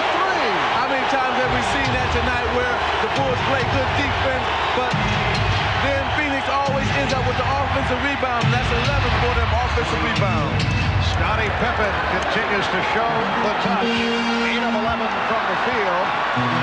Much concern coming into tonight's game about the Dumas-Pippen matchup, but Richard Dumas has been able to hang in. He's had the hot hand. Now Barkley goes to work against Grant, facing a double team. And Grant with the rebound. A foul on Barkley. He was down on the floor, and he stopped the fast break, and he's hit with a second. If there was any concern about the rookie, Richard Dumas, being a little gun-shy, think about this. Charles Barkley, the MVP of the league, has 18 shot attempts. Dumas, after missing the first one, never loses a stroke of confidence. He's already taken 15 shots in this game and made 8. Well, Richard Dumas must take more shots because first, Cesar Tobias is injured. Second, Tom Chambers is not playing well. So Dumas has to take more shots, and that's what he's doing. Chambers played only 3 minutes in the first half. Basket won't count. Foul before the shot called on Dumas. So one way to slow down a guy who's hot, maybe go right back at him, make him work with the defensive end. Scottie Pippen's the guy who can do it. Dumas called for the reach-in foul before the basket. Richard Dumas, a second-round draft pick last year. He had drug problems, went through a drug treatment program. Played for Oklahoma City in the CBA, averaged 28 points there. Also played for John Lucas's Miami Tropics team in the USBL last summer. Bill Cartwright on target. He's 4 out of 5. He has 8 points. The Bulls lead by 8. And what a terrific rookie year for Dumas, selected to the all-rookie second team. He averaged 15 a game during the regular season.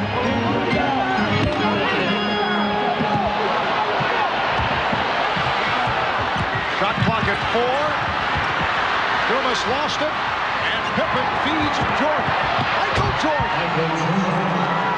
12 points for Jordan, and the Bulls have a 10-point lead. That was an excellent job by Scottie Pippen by giving it up to Jordan. He actually set a screen on KJ, who was trying to chase him down from behind, gave Jordan a clear path to the basket. Mark West with his second field goal. Chicago 63, and Phoenix 55. Cartwright keeps it alive.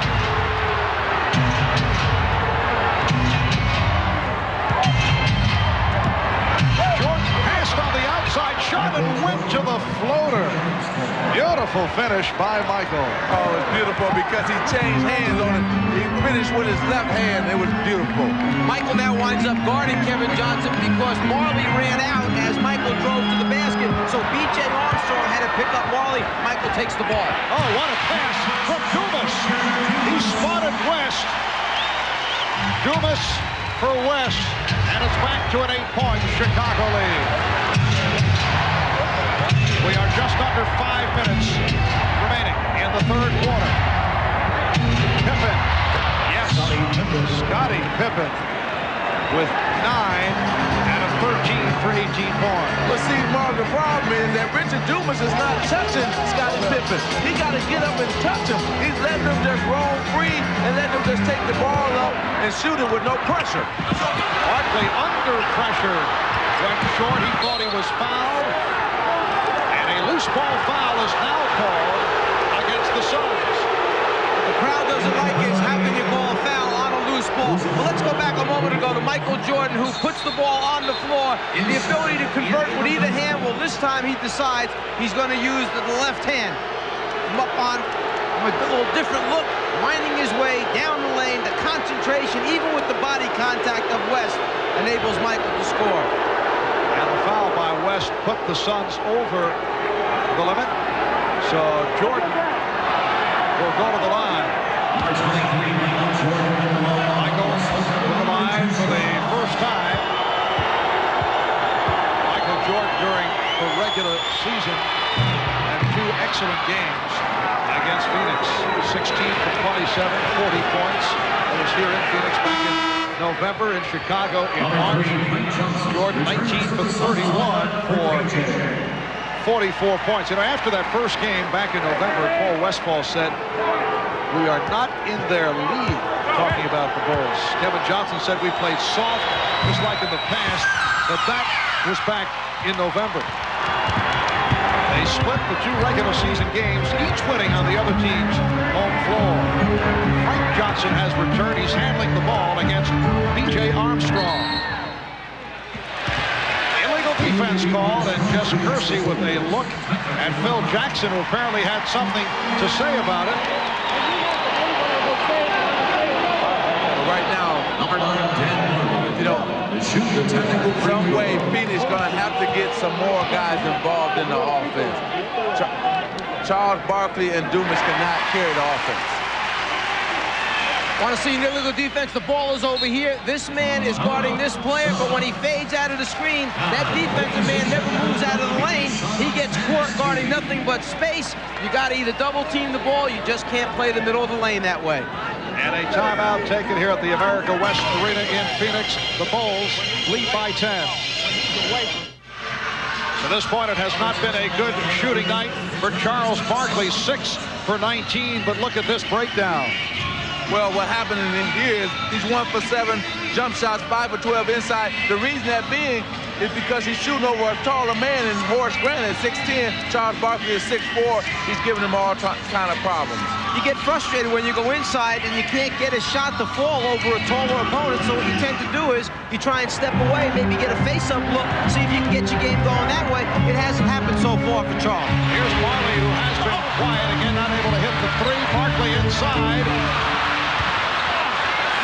And Grant pops it down. Good job by Pippen in the box out on Barkley, leading to Grant getting to that. Jordan with a crossover to set it up. And Barkley gets to it. His pass knocked away. Jordan with the save. And back come the Suns. Frank Johnson challenges and then changed his mind. Marley with the open 3. Yes. Well, Dan Marley, who set an NBA playoff record by hitting 8 in one game against Seattle, hits the first 3-pointer for Phoenix tonight. They're 1 for 5 from downtown. It has not been a weapon thus far. The Bulls lead by 7 as we come up on 3 minutes to go in this 3rd quarter. Jordan off the fake, the pass behind Cartwright. Well, what a crazy play for Dan Marley to finally knock a 3 down on. I mean, you know, the save, the knock around, Frank Johnson get caught up in the air and then pass it back out, but he finally knocks it down. Let's see if he can capitalize on that being Dan Marley. Bill Cartwright charged with his 3rd.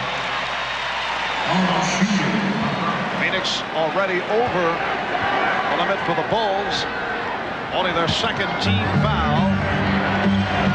Paul Westphal has Frank Johnson now at the point guard position.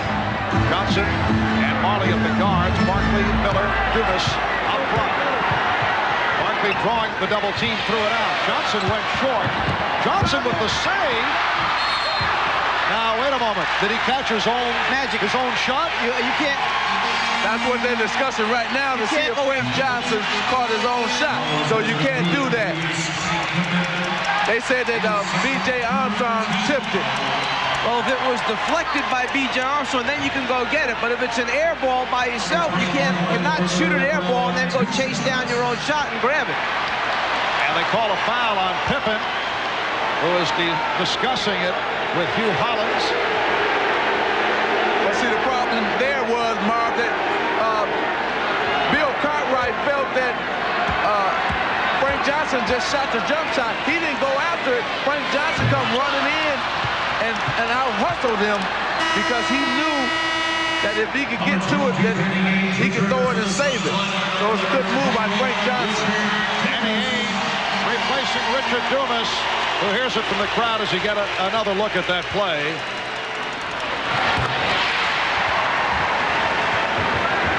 Miller has brought the Suns within 6. Now Ainge guarding Pippen. switches off. Ainge now on Jordan. It is kicked out by Marley. And Chicago gets a new 24. The turnaround here in the third quarter by Phoenix has been sparked by their job off the offensive boards. And also by the shooting of Marley. 8 of his 12 have come here in the third. Cartwright bottled up and fouled. Miller called for his third. Oh, I don't know if it'll have an effect down the road, but Danny Ainge injured his right thumb in this last series as he came down the floor. A little bit of a collision right there. He's trying to see how much damage has been done as he grabs the basketball. And you'll see him go back and hold that thumb again. It's been bothering him since the collision took place when Jordan and Pippen played a little two-man game. Bill Cartwright making his first appearance at the line.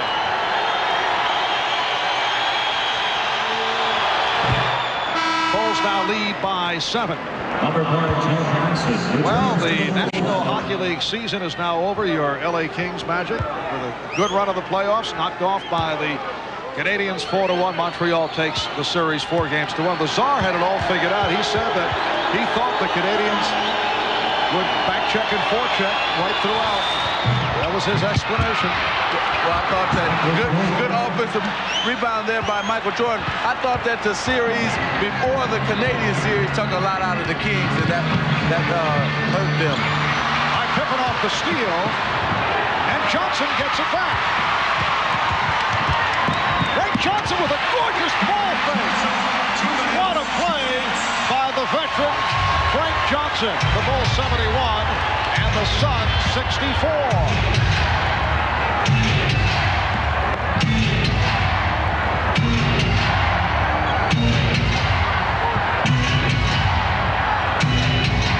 Shot clock down to 7. Jordan had to save it. Grant rebounded by Barkley. You finally see the Suns' body stepping up. It's a little more physical now. Morley on the follow. Morley getting inside, and Phoenix has moved within 5. That was another offensive rebound. Phoenix is in this game because of offensive rebounds. We're coming up on 1 minute to go in the third. Pippen beating Ainge off the dribble, and a foul is called. Barkley over to help out, and he picks up his third. Well, Michael Jordan, who has the ability to get that first step, get in the lane quickly, finds an easy way to get himself 2 points. But then the transition game for Phoenix is the key to their offense. Frankie Johnson finds a spot open, picks his spot to score an easy 2. Scottie Pippen at the line for the first time. Only a 66% free throw shooter during the regular season. Now Kevin Johnson and Richard Dumas return. Charles Barkley will get a rest, and Frank Johnson sits down. Nice job by Frank Johnson. When Frank comes in, he picks up the tempo even more so. You know, he's a crowd favorite, and he usually pushes the ball up at every opportunity and make good things happen for the Phoenix Suns. Well, Pippen misses both.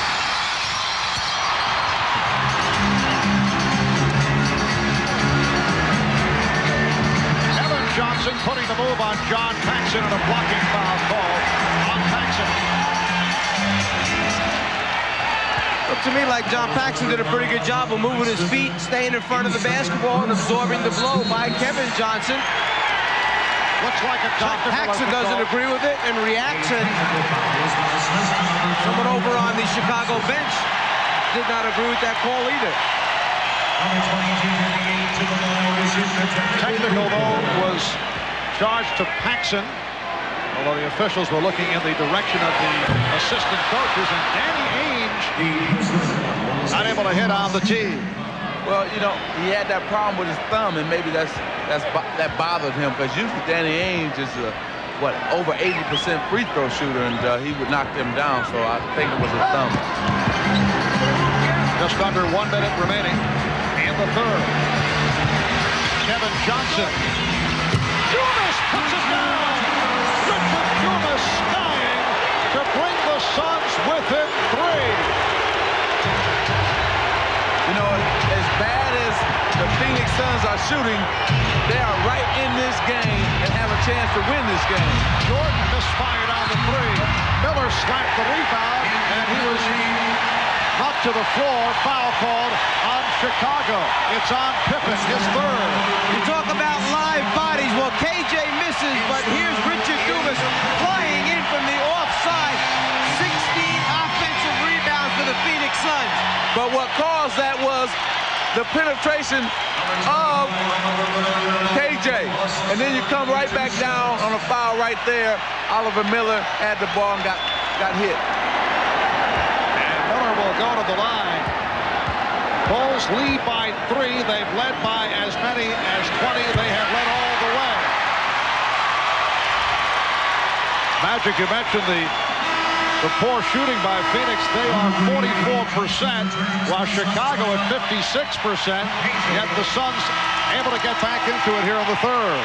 Well, they're able to get back into 2 things happened. They picked up the tempo, got into the open court to that fast break game, and then also second shots. They've been killing Chicago all night with second shots, and that's been the difference. And during the regular season, Chicago is the #1 offensive rebounding team in the NBA based on percentage, but they're shooting so well, there aren't that many misses for Chicago.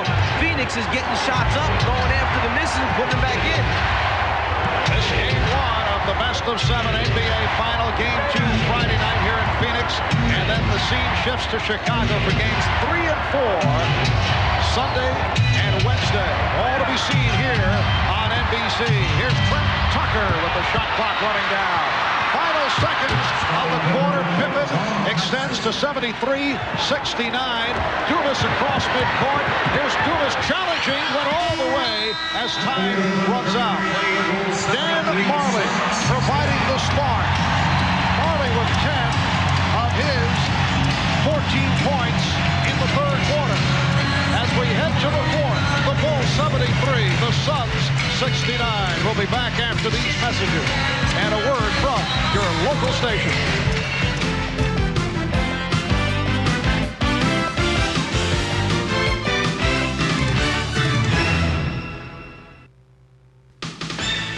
This copyrighted telecast of the National Basketball Association may not be retransmitted, reproduced, or rebroadcast without the express written consent of the NBA. A capacity crowd better than 19,000 on hand at the America West Arena in the Valley of the Sun, Phoenix, Arizona. We're headed to the 4th, Chicago leading by 4. If you're wondering whether Chicago's come upon some tough times and can't afford good uniforms, here's how that uniform got ripped. Frankie Johnson trying to fight his way through a screen, gets a piece of Scottie Pippen, but shortly thereafter, Johnson walks over and says, I didn't mean anything by that. Pippen says, okay, you're a good man, let's move on. I don't like it, though. I didn't like the fact that Frank Johnson apologized to him. Forget about it, you did it, and hey, we're out here to win. And one thing Pat Riley taught the Lakers when I was playing with them, don't apologize, do it again if you have to do it again, because you're out here to win. What is this we heard about those finesse Laker clubs, Magic? What is this? No. You don't win championships being finesse. That's the Chicago Bulls. That's why they're the back-to-back champions. Phoenix has 71 shots already in this basketball game. The Bulls have allowed just 74 a game in the playoffs by their opponents. So working those offensive boards, getting shots up in a hurry has paid off for Phoenix. Loose ball foul was called. The Bulls thought it was against Phoenix. For a moment, it appeared that Hugh Evans was calling it against Michael Jordan. That's when they got the Bulls wild on the bench. But it's Charles Barkley called for his 4th. Well, that was a good call because Charles had came up under Michael Jordan. Here, Michael got the inside position and jumps up, and Charles gives him a little nudge, a little elbow, and pushes him. Good call by the referee. In the 3rd quarter, Phoenix red hot, 12 for 23 from the field. Jordan with the step and pitched it out. Bulls swing it. They did not have the good shot. Now Jordan finds the good shot. What patience by the Bulls team. Jordan penetrates, kicks it to BJ, who has a shot. He doesn't take it. He pitches to Paxson, who has a shot. He doesn't take it. Who winds up taking the shot? The guy that started the whole thing, Michael Jordan. Bulls 19.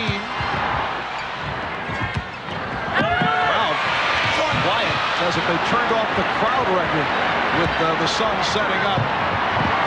Scott Williams, who started this fourth quarter, able to field that long pass. Williams played well in the first half. Jordan able to penetrate, and the Bulls with a 77-69 lead. See what happens when you take Dan Marley and not put him on Michael Jordan?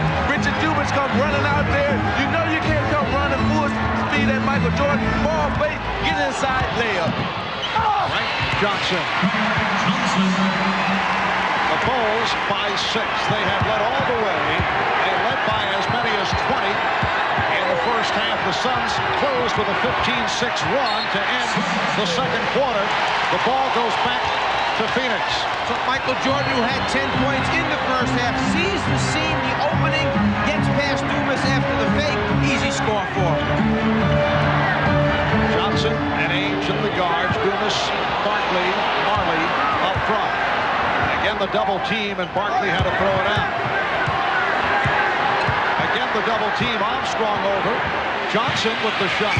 Frank Johnson just to beat the 24, and the Bulls lead by 4 points. Frank Johnson was so complimentary to George Westphal yesterday. The fact that he instills confidence, allows the players to keep taking shots, shooting the ball, even if they're struggling on certain nights.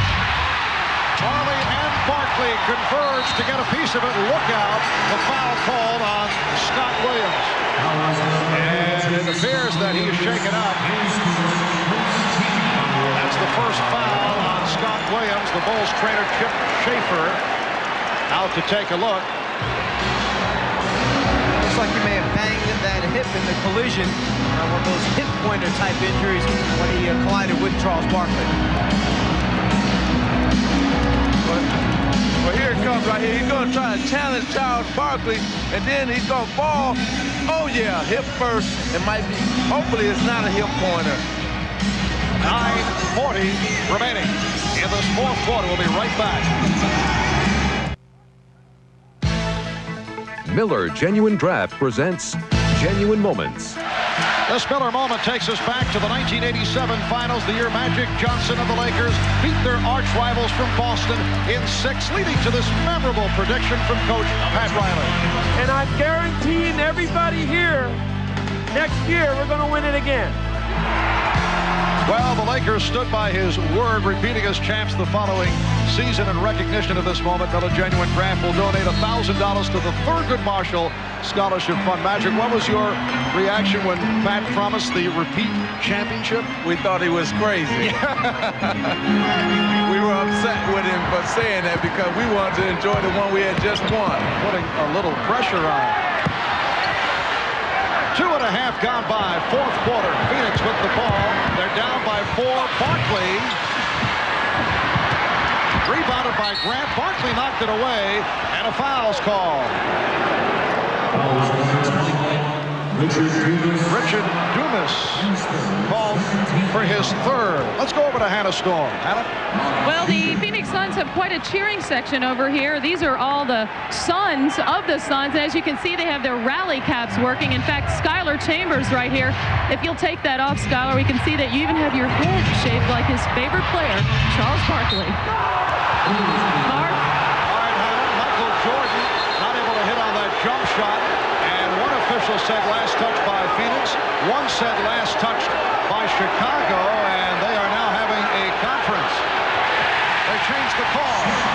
It was deflected out by the Bulls. Well, that's why you have 3 officials on the floor. Make sure you get it straight. Little conference is okay.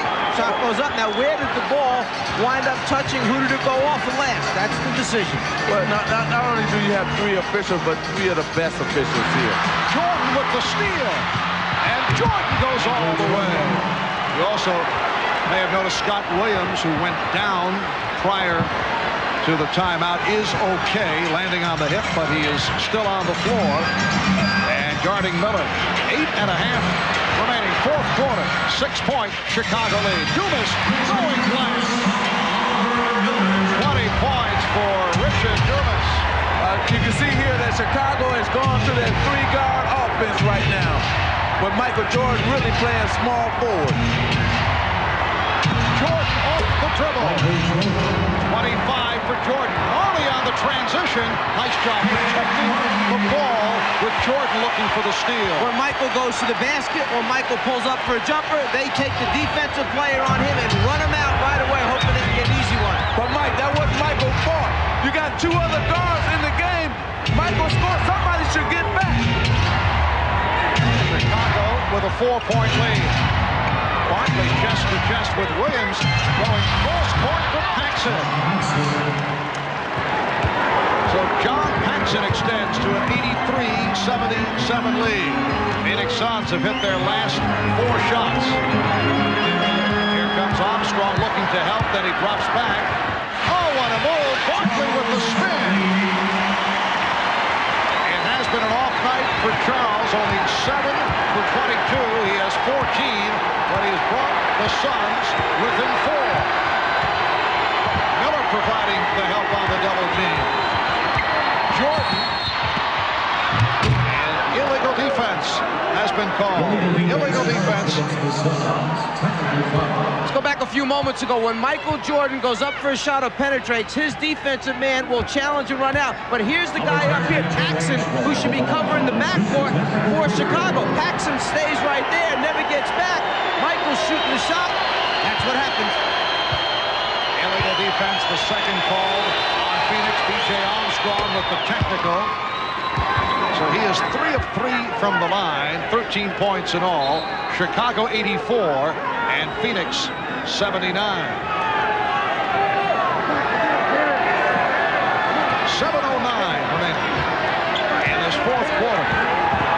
Chicago Bulls went 57-25 during the regular season. They won the Central Division. Ainge with the rebound of that shot that was too strong.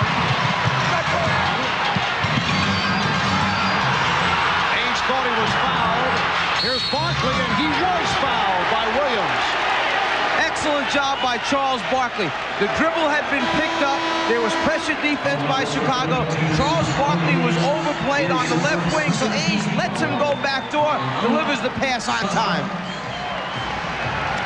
6 minutes, 52 seconds remaining in the game. Chicago leading by 5. The NBA on NBC is brought to you by Miller Lite. Great taste, less filling. Can your beer do this? By ITT. When it comes to building businesses, at ITT, we're adding more than just our name. And by Acura Automobiles. Experience precision-crafted performance.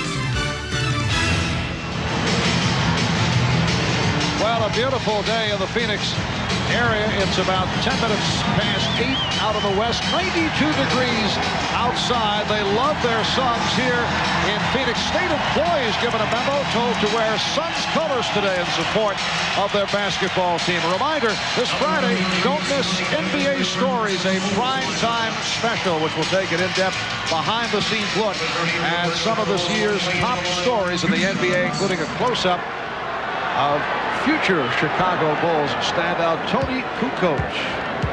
That's coming up Friday night, NBA Stories, followed by Game 2 between the Phoenix Suns and the Chicago Bulls. Well, Charles Barkley only 7 of 22 from the field. 15 points, 9 rebounds. Michael Jordan getting a rest, 12 for 22 for 25 points. Both guys have 22 attempts at the basket. Barkley 6 for 14 on the inside, 1 for 8 on the perimeter. Michael 6 for 8 on the inside, 6 for 14 on the outside. This is an important time for the Chicago Bulls, especially if they're the road team. With Michael Jordan on the bench, let's see who's going to provide the offense for the Chicago Bulls. And Jordan with 8 of the Bulls, 11 points in the 4th quarter. Some light pressure shown by the Suns. Bulls with a 3-point lead. They led by as many as 20. Shot clock running down. It's down to 2. Armstrong, very difficult angle shot. Knocked out of bounds by the Suns. See, this is what happened. Now here comes Michael Jordan right back into the game. See, Bill Jackson was sensing that they couldn't get anybody involved in terms of getting somebody a shot because those guys out on the court besides Scottie Pippen, he's the only one that can break somebody down off the dribble. So Jordan is back. Jordan, Grant Williams, Pippen and Armstrong on the floor. Jordan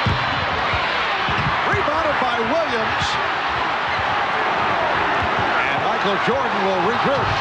Crowd wanted to travel. They have KJ trying to play Michael Jordan, and Chicago's trying to get it over to him for a mismatch.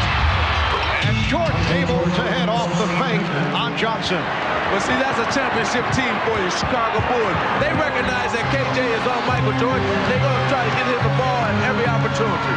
And now Jordan is guarding Johnson at the other end. Suns have hit their last 5. Kevin Johnson trying to penetrate and was stripped. Pippen around Dumas, around Age. Oh, my. You know, that was a bad play, first of all, by Dumas, because he tried to steal the ball, and then Scotty just took it all the way. Michael Jordan being played by KJ. They'll run a series of little screens to free him up, then a little fade move, show the ball, change of direction. Good clean look at the rim for Michael. Scottie Pippen then, who when you get him out in the floor, in the open court, is oh so dangerous. The long strides, the elevation, and the finish and foul.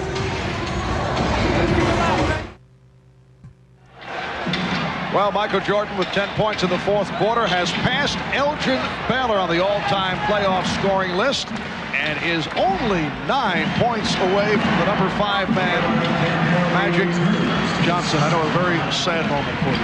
Definitely, because he's going to pass me tonight, so that'll be over. So Michael gunning for Magic, just 9 away. That last time out, Phil Jackson trying to make some decisions. Who is the next guy that's going to step up and supply a little bit of scoring for Chicago? It just can't be left up to Michael. And he mentioned we've been in this situation a number of times during the season. Now maybe they'll run a few things to try and get Scottie Pippen more involved. Scottie Pippen 0 for 3 from the foul line. Johnson was fouled. He was hacked by Armstrong. The Bulls 88, the Suns 81 with 5:23 remaining in the game, and Kevin Johnson will go to the line. That's 3 on B.J. Armstrong. Johnson is 1 for 1 from the line. Kevin Johnson went through an injury hit regular season, limited to 49 games. He was out earlier this year with a badly bruised right calf muscle. He's an 82% free throw shooter. And the thing about him, Marv, he got hurt because of 2 of his own players. You know, Charles Barkley tried to jump up into his arms and hurt his knee. He tried to pick up Oliver Miller, and he strained his groin. So it was freak plays that really injured KJ. It's a 5-point Chicago lead as we come up on 5 minutes remaining of the game. Game 1 of the best of 7 NBA Final Series. Jordan.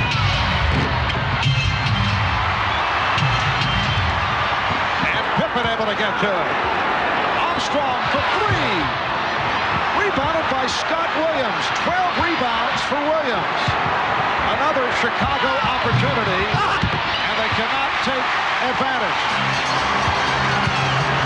Phoenix with the ball trailing by 5 points. They isolate Johnson with Armstrong. Armstrong closing the baseline. Now Barkley with 6 on the 24. Barkley, yes. Charles very close to a travel when he started that move. Yeah, he got a little mixed up on his foot fake that time. Almost stumbled into a travel, but he got away with it. Made a very, very big shot for Phoenix. They're on their feet here in Phoenix. The Suns have moved within 3. Shot clock down to 3. Down to 2. Pippen for 3. And it's rebounded by Dumas.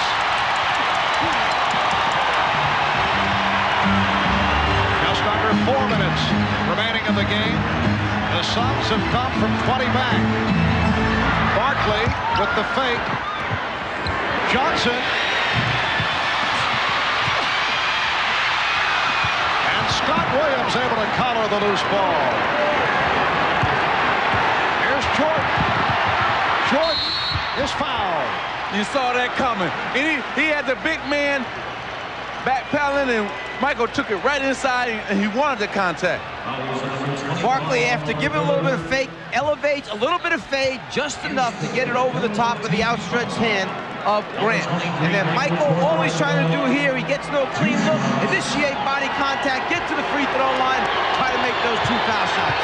And the Bulls, only 6 of 11 from the line. They are not a good free throw shooting team. Jordan is 2 of 3 from the line. Michael Jordan has burned it up when it comes to the NBA championship round. His shooting off earlier in the playoffs. Here's Johnson, rejected by Grant. Armstrong for Pippen, and a foul called on Dumas. You know, you gotta love the Chicago Bulls. This is what makes champions. Defense right here, block shot by Horace Grant. Then they get out on the break and go down and get a foul. Here's a block one more time. I tell you, that's team defense. Team defense starts with the word belief. You have to believe in one another. When one guy gets beat, the next guy covers, and you have to continue to cover for one another. Scottie Pippen is now 0 for 4 from the line. Earlier we discussed the fact that he's not a good foul shooter at 66%. 5-point Chicago lead. Meanwhile, the Suns have managed to come back despite the fact that Charles Barkley has had a horrendous shooting game, 8 for 23. How about Kevin Johnson, 3 for 10, only 2 assists.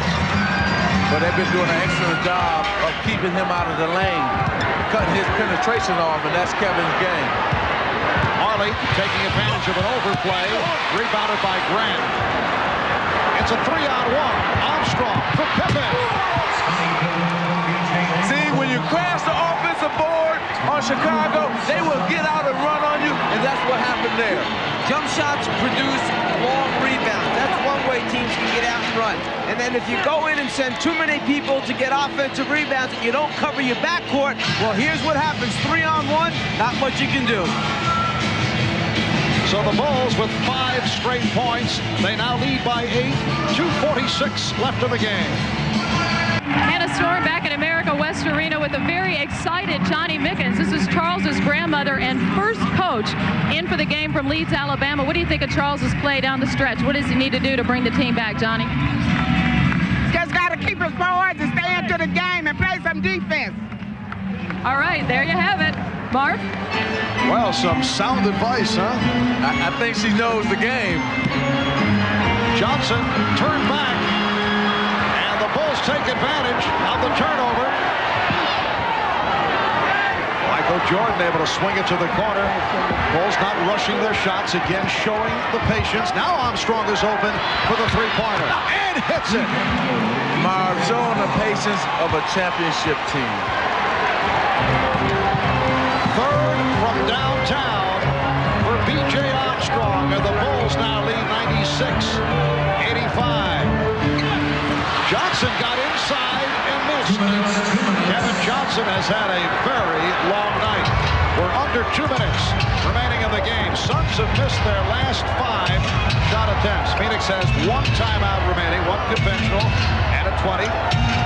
Bulls with 4 timeouts plus their 20. Shot clock running down. Here is Jordan, and that's a 24-second violation. You're involved in an 8-point game, you still got a chance. Chicago swings it, finds the best 3-point shooter in the league. B.J. Armstrong knocks it down. The 8-point lead goes to 11. Charles knows that's not a good sign. And then right after that, Dan Marley played excellent defense on Michael Jordan. Johnson, Bulls 96, and the Suns 87. Timeout taken by Scott Williams. He could not find anyone to inbound to. So a minute 26 remaining in this 4th quarter, and the Bulls leading at 96-87. Reminder tonight, following your late local news, don't miss the Tonight Show with Jay Leno featuring singer Betty Carter, then Late Night with David Letterman. His guests include comedian Dennis Miller, followed by Later with Bob Costas. Bob obviously very busy with the NBA Finals, handing over the show temporarily to guest host Matt Lauer, who will be talking with Montel Williams. That's all tonight right here on NBC.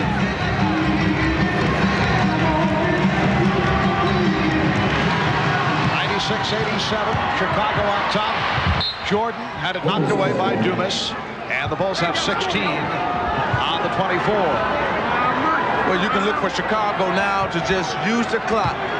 Go wind the clock down right to the end and then take the shot then. The Chicago Bulls seeking to take away the home court advantage of the Phoenix Suns with the victory here in Game 1. Game 2 Friday night here in Phoenix, then they move to Chicago for games 3 and 4. Barkley for 3. Charles Barkley hammers from three-point range to bring Phoenix within 6. Just under 1 minute to go in the game. There's still plenty of time left in this basketball game. They need a few breaks, but that's not one of them right there. Well, the whole team of the Phoenix Suns just watch Michael just go in for the easy layup. You got to converge on him. Maybe they thought he was going to pull it out, pass it around for a while, Magic. Use some time up. Barkley, Pippen with the rebound, and he's fouled by Ainge. Michael Jordan has 31, 14 of the 31 in the fourth quarter, so a fast finish by Michael Jordan. In transition, Charles knew he had to get a shot up quickly, get a clean look, get set, follow through, and then nothing but net on the three-pointer. But then Chicago brings it right down, and perhaps Phoenix thought he was going to pull it out. No way. He saw the opening. He takes advantage. Charles Barkley, 9 for 25. Scottie Pippen is now 1 for 6 from the line. And Barkley and Johnson depart. Not a good one for the two stars of this Phoenix Suns ball club. Barkley finished with 21 points on the 9 for 25 shooting. Johnson only 4 of 13. Well, Mark, they have to know in their minds that they can shoot better. So they can feel good about this game in terms of, because they didn't shoot well in terms of the Phoenix Suns, they were still in it. Danny Ainge goes all the way. So they have something to build on at least. You think they really could feel good about this thing? Well, I do, because it's only a 7-point game right now. I feel that Chicago should have almost blew them out the way they shot the ball from the outside. So in their minds, in terms of the Phoenix Suns, they can feel good that they dominated the offensive boards and say, look, we know we're going to shoot better, so let's just come back, play a better game on Friday, shoot better, and we can win the game. It is 99-92, Chicago on top. I would think this is the last place Scottie Pippen wants to be at this point. He has just had a horror show at the foul line. He's had another solid game, 26 points, but 2 of 8 from the line. Well, you know tomorrow that's where he will be, at the free throw line, working on the free throws and try to improve there. The Bulls lead 100-92. Regular season, a 66% free throw shooter. Brought it up to 68 actually for the playoff games thus far, but struggling today from the line. Scottie Pippen. And Ainge fouled by Jordan. 23 and 6/10 seconds remaining. The Chicago Bulls during the regular season, second best road record in the league, 26 and 15. Second best to the Suns, who went 27 and 14. And Mark, the Phoenix Suns are going to have to find a way to free up Dan Marley and Danny Ainge for shots in game 2. Dumas blew the stop. Dumas has been one of the bright spots throughout for the Suns. So the Chicago Bulls take game 1. They led by as many as 20. Phoenix did come back, but Chicago led all the way, and they win it 100-92. Michael Jordan with 31 points. Scottie Pippen with 27. P.J. Armstrong, 16. Charles Barkley with 21, but a poor shooting game Charles 9 for 25. The Bulls finish up shooting 53%. Let's go to Ahmad with Michael All right, Jordan. thanks, Marv. Michael, you guys showed a lot of patience in the second half after being up by 20. Then you showed a lot of patience in just staying ahead. Well, we hung in there. We knew we gave away the momentum when we was up 18, 20 points. And they got the momentum going in the half. And we came back and established ourselves a little bit in the second half. And we were able to fight off their surges. I reported before the game when I was in the locker room that you guys really seemed confident coming into this series. Well, you got to realize that we're an experienced team. We've been here before. We know what it's going to take to win. We got to go out there and put it on the basketball court. I think one thing that happened with Phoenix, this is their first time to the finals, so they're maybe a little bit too hyped. But they're going to go back and look at the films and make adjustments for tomorrow. Had to be happy about your defense. Held the highest scoring team in the league below 100 points. Well, we knew we wanted to control the tempo. This team is a run-and-gun type of team. And when they get in a fast-breaking game, they're very dangerous. But our defense, we just wanted to control the tempo. Now, tell me one thing. Are you going to talk to the written press at the end of this game? Yeah, I'm going to talk. I feel that that time is over with. I made a statement from my standpoint. I got some of my teammates some exposure, so I feel good. I will talk. All right, man. Good luck to you, man. All right, back to you, Marv. He got his teammates exposure, so the vow of silence has ended. Michael Jordan coming up with an excellent game, 31 points. The Bulls holding the Suns to 92. The Suns average 113 points to lead the league during the regular season. Chicago taking game one. We'll be right back.